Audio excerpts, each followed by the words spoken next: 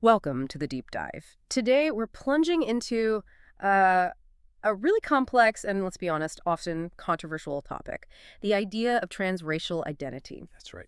If you follow American media or public discussions at all, you've probably noticed this concept sparks, well, intense reactions, often very negative. Visceral sometimes. Exactly. It feels like a topic that's heavily suppressed, or when it is talked about, it's, really misrepresented. Mhm. So our mission today is to unpack why. Why is this specific identity concept so polarizing? Why does it face such significant pushback, especially in the media landscape?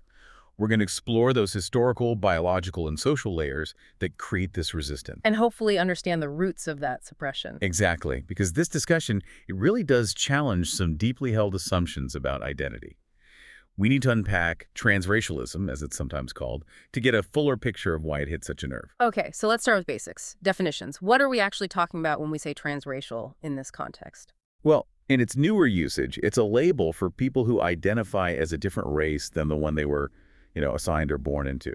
And that might involve changing appearance, participating in cultural activities. Yes, potentially both. Adjusting how they look to align with their identified race, engaging with the culture. But it's crucial, isn't it, to note this usage is new. Very new. Yeah. And often criticized partly for that reason. Historically, transracial meant something totally different, usually about adoption across racial lines. Right, a child adopted by parents of a different race. So this new meaning clashes with that established one, adding another layer of friction. And that friction builds on an existing societal suspicion in America. There's Yeah. often a real knee-jerk negative reaction towards anyone seen as trying to change their race. That knee-jerk aspect is interesting. It feels automatic for many. It really does. It's a boundary that seems particularly heavily policed compared to others. So to understand that reaction, maybe we need to hear the perspective of someone who identifies this way.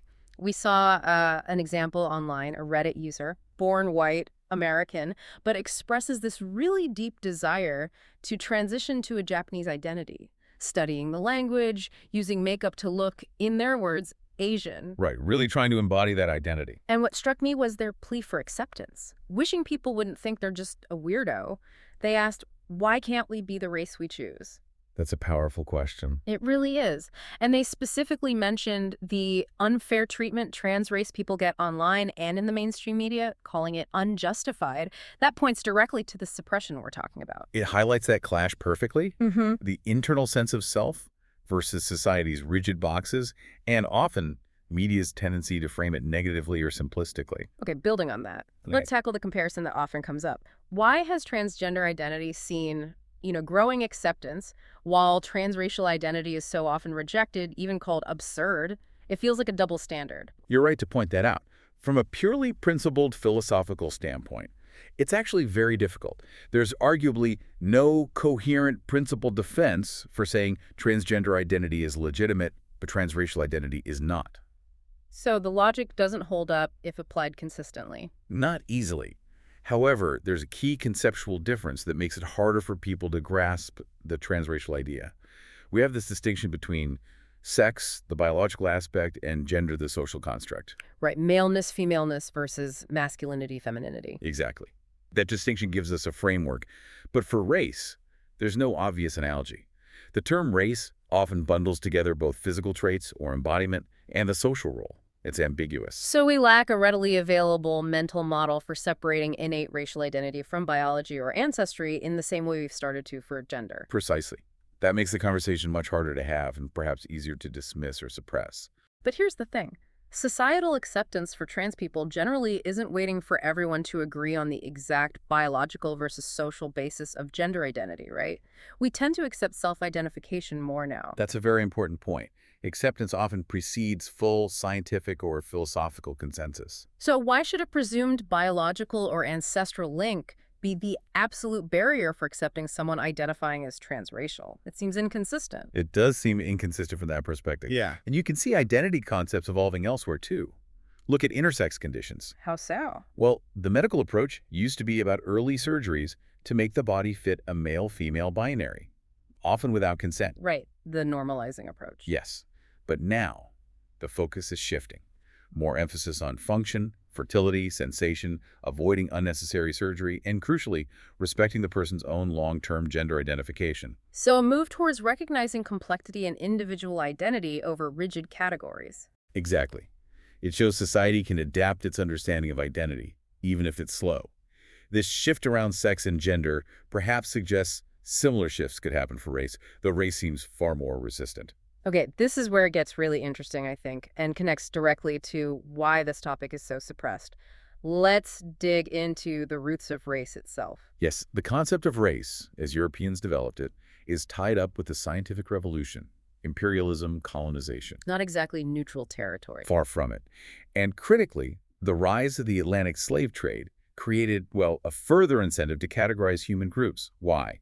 To justify the subordination of African slaves.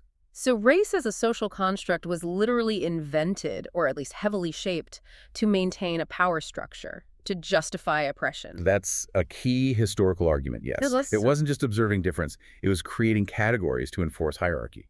Understanding that history is crucial to seeing why challenging racial boundaries today is so loaded and often suppressed. And what does modern science say about biological race? Well, the consensus has really moved away from it.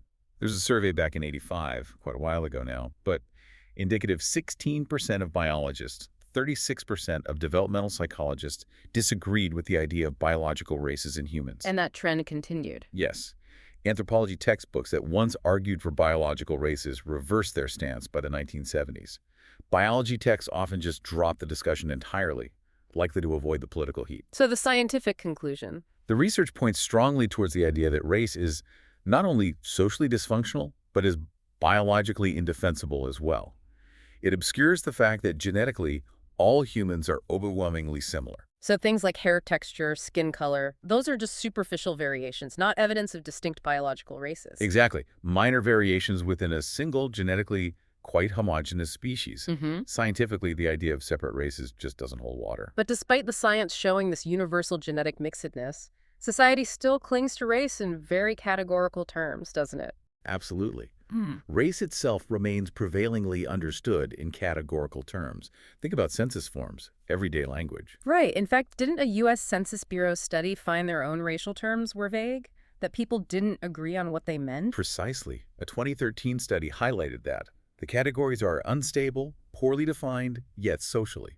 They remain incredibly rigid. And this huge gap between the scientific reality and the social reality must be a major reason why claiming a transracial identity is so jarring and meets such resistance, leading to its suppression. It directly challenges that rigid social structure built on a scientifically shaky foundation. So let's bring it back to that societal control.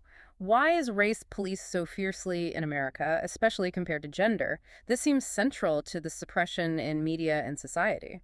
It really seems to be the case, particularly on what's often termed the cultural left. Race feels like a much more closely policed category than gender. Yes. Well, the idea of gender voluntarism, choosing or self-identifying your gender, has become pretty dominant, almost hegemonic in many progressive circles. But racial voluntarism, that's seen as heretical or at best suspect. Heretical, that's a strong word. It reflects the intensity of the reaction. Yeah. This difference in policing is a core reason for the differential treatment and suppression. And are there specific criticisms leveled against people claiming a transracial identity? Yes, directly. Claims of choosing or changing race have been criticized for potentially weakening and fragmenting the Black community or undermining the civil rights and racial justice agendas. So it's seen as a threat to collective identity and political goals built around existing racial categories. Exactly. The perceived stakes are incredibly high, which fuels the impulse to suppress or condemn the idea. And you can't ignore the historical context here, the fear of cultural appropriation. Definitely not. There's that long and ugly history of things like blackface minstrelsy, where white performers caricatured Black people specifically to preserve the established racial hierarchy. That history casts a long shadow, making any perceived crossing of racial lines, especially by white individuals, deeply suspect for very valid reasons. Understandably so. And some philosophical frameworks reinforce this social aspect. Haslinger, for instance, talks about race and gender membership involving not just biology or ancestry, but also the relevant social treatment. Meaning how society actually treats you. Right. If society doesn't presume you have the relevant ancestry and treat you accordingly, your claim to that racial identity isn't socially validated. It remains sort of external to the social reality, which again contributes to why it's dismissed or suppressed. Society isn't playing along. Let's look at how this plays out with real people in the media spotlight. Martina Big is a name that comes up, Yes, the German model. who physically transitioned from presenting as white to presenting as black, skin darkening, changing hair, eye color, quite extensive physical changes. And her view seems to be that the body is just a shell that you can change and mold into whatever you want it to be. How did the media treat her story? Because that seems like a prime example of where this suppression or misrepresentation might happen. Well, according to her own accounts, her experiences were often negative. She felt interviews involved gotcha questions. Ah, looking for the controversy, not the understanding. Seems like it. She said her answers, which she described as very long, would be cut very strong, Yeah. especially on certain shows. She mentioned Maury specifically. So the narrative gets controlled, simplified, maybe sensationalized, effectively suppressing her full perspective. That's a clear risk, and often the reality for individuals in these situations when facing media that prioritizes conflict or simple narratives over complexity. It's also interesting she mentions experiencing racism after her transition. Yes. But she also apparently said she had seen bad times, 2 very bad times, as a white girl, which complicates the narrative that this is purely about seeking some kind of advantage or escaping difficulty. It certainly adds nuance. It pushes back against the simplest, often most cynical interpretations of motive. What about that common critique, though? The idea that a white-born person identifying as transracial could just switch back, return to white privilege if things get tough. That's a frequent criticism, and the concern about privilege is understandable. However, one counterargument is that this problem of exercising privilege is an independent problem. It's not unique to transracialism. How so? Well, you could make a similar argument, hypothetically, about a trans woman potentially returning to male privilege. The possibility of returning doesn't necessarily invalidate the identity itself or the transition. That's an interesting parallel. And history shows appearance changes aren't always white to other. Think of Michael Jackson, though vitiligo was the primary factor, possibly triggered by skin bleaching. Or rapper Lil' Kim, whose appearance has changed significantly over the years. It complicates the simple privilege-seeking narrative. Okay, so wrapping this up, we've seen how race was historically constructed, how shaky its biological basis is, yet how rigidly it's policed socially, and how individuals challenging those boundaries face immense hurdles, often amplified by media portrayals. The suppression seems woven through all of it. It really is. And a fundamental reason it's so hard to talk about, so easy to suppress, might be that we simply lack the established vocabulary or the cultural tools to think about race the way we're starting to think about gender. Meaning? Meaning, thinking of race as potentially an inner essence, something independent of the body and known primarily by the individual. That framework exists for gender now, but for race, it's largely absent. We default to ancestry, appearance, social treatment. Which makes the very idea of transracial hard for many to even conceptualize, let alone accept. Exactly. But here's a final thought, maybe a provocative one. While it is controversial, putting transgender and transracial side by side in public discussions, as often happens, it actually has the potential to be useful. It could leverage the shift in public understandings of gender to make people think more deeply about race itself, to reflect on the artificiality, constructedness, and instability of race. So forcing a comparison might actually help break down some assumptions about race. Good. It might push us toward a more nuanced and honest conversation about race in America, one that gets beyond singular narratives. Looking at the comparison, even if uncomfortable, might help us see the constructed nature of both categories more clearly, and perhaps lessen the grip of the suppression over time.